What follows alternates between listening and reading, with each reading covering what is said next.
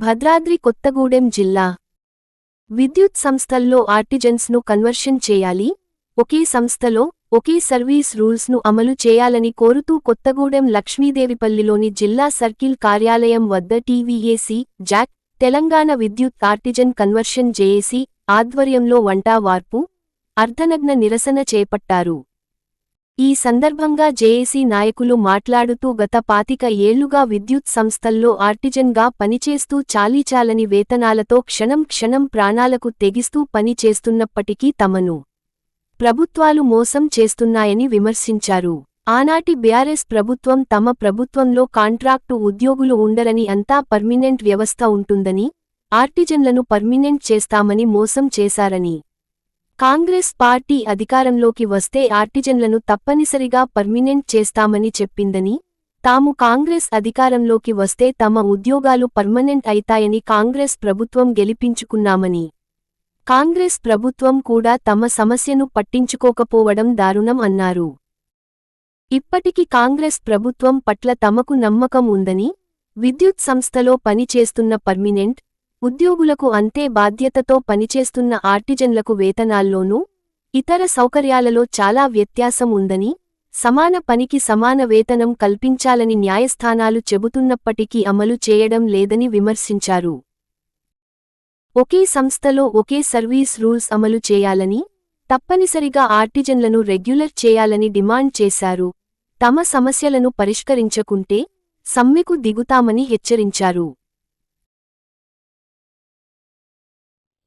తెలంగాణ విద్యుత్ సంస్థలో పనిచేస్తున్నటువంటి కష్టపడి పనిచేస్తున్నటువంటి ఆర్టిజన్ కార్మిక సమస్యలు ఇటు ప్రభుత్వం కానీ ఇటు మేనేజ్మెంట్ కానీ పట్టించుకొని పక్షాన మేము సమ్మెకి వెళ్ళటానికి రేపు 23వ తారీఖున డెడ్ లైన్ పెట్టడం జరిగింది. నా పేరు కూనూరాజు శ్రీనివాస్.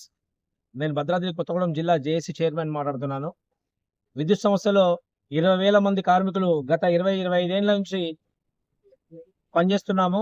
మాకు గత ప్రభుత్వం ఏదైతే ఉందో కేసీఆర్ గారు తెలంగాణ రాకముందు ఇంకేముంది చంద్రబాబు నాయుడు గారిని మాట్లాడుతూ అందరూ చంద్రబాబు నాయుడు గారు వచ్చిన తర్వాత అంత కాంట్రాక్ట్ వ్యవస్థ అయిపోయింది, సీఎం గారిని కూడా కాంట్రాక్ట్ సేమ్ చేస్తే అయిపోతుందని చెప్పి ఎద్దావా చేసినారు. ఆ రోజున మన గవర్నమెంట్ వస్తే, తెలంగాణ గవర్నమెంట్ వస్తే మన నీళ్లు మన యాగాలు మన నిధులు అని చెప్పడం జరిగింది.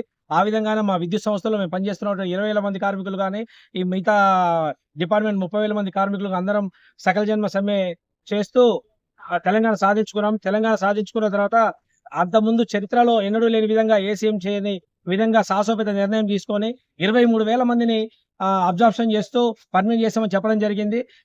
తెల్లారే మళ్ళీ ఎవరు కోర్టులో కేసు వేశారని చెప్పనేసి మాకు మళ్ళీ ఎప్పుడో 1947 నాటి బ్రిటిష్ కాలం నాటి స్టాండింగ్ రూల్స్ తీసుకొచ్చి మా నెత్తిపై రుద్దారు.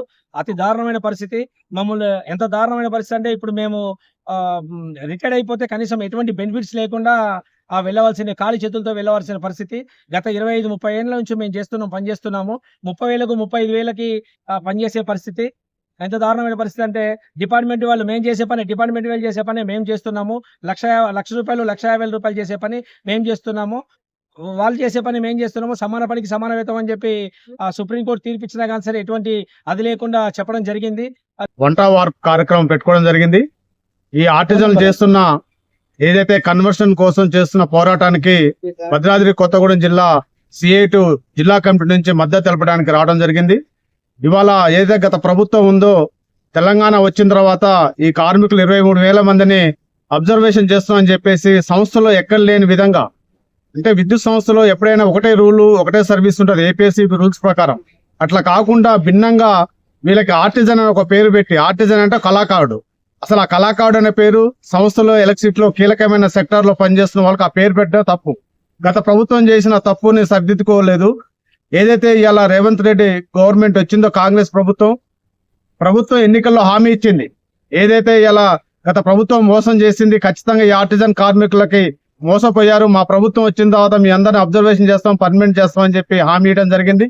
అందులో భాగంగానే ప్రభుత్వం వచ్చిన తర్వాత 1 సంవత్సరం వరకు కూడా కార్మికులు అలాంటి పోరాటాలు చేయకుండా విన్నపాలు చేయడం జరిగింది. అయినా కానీ ప్రభుత్వం కానీ యాజమాన్యంగా స్పందించకపోవడం వల్ల ఇలా ఒకే సంస్థలో ఒకే రూల్ ఉండాలని చెప్పేసి ఇలా ఆర్టిజన్ కార్మికులు అతి తక్కువ వేతనాలతో పనిచేస్తున్నారు.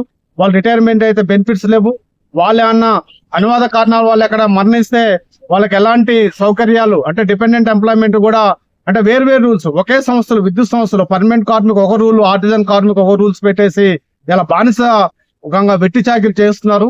ఈ కార్మికులందరూ కూడా సంస్థలో ఏదైతే వాళ్ళ చదువుతో సమానంగా అంటే బీటెక్ చేసిన వాళ్ళు, ఐటీఐ చేసిన వాళ్ళు, డిగ్రీ చేసిన వాళ్ళు, వాళ్ళ స్టడీతో సమానంగా సంస్థలో పనిచేసిన వాళ్ళకి జూనియర్ అసిస్టెంట్ ఎలా ఇస్తున్నారు, డిగ్రీ చేసిన వాళ్ళకి, డిప్లొమా చేసిన వాళ్ళకి సబ్ ఇంజనీర్ ఎలా ఇస్తున్నారు, అట్లాగే ఐటీఐ చేసిన వాళ్ళకి ఏదైతే జూనియర్ లైన్ మ్యాన్ గ్రేడ్ ఎలా ఇస్తున్నారో ఆ కేటగిరీలో ఈ ఆర్టిజన్ కార్మికులు చదువుతో పాటు కన్వర్షన్ చేసేసి వాళ్ళ బేసిక్ వేతనం ఇవ్వాలని చెప్పేసి కూడా ఇవాళ వాళ్ళు చేస్తున్న ఆందోళనకి భద్రాద్రి కొత్తగూడెం జిల్లా సిఐటి నుంచి పూర్తి మద్దతు తెలపడం జరిగింది.